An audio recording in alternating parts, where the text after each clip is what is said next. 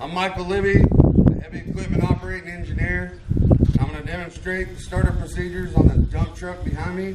I've already done a walk around safety inspection and a control identification. We do startup procedures to get familiar with the controls, to make sure all attachments work properly, and to cycle the hydraulic fluid through the system. Let me demonstrate.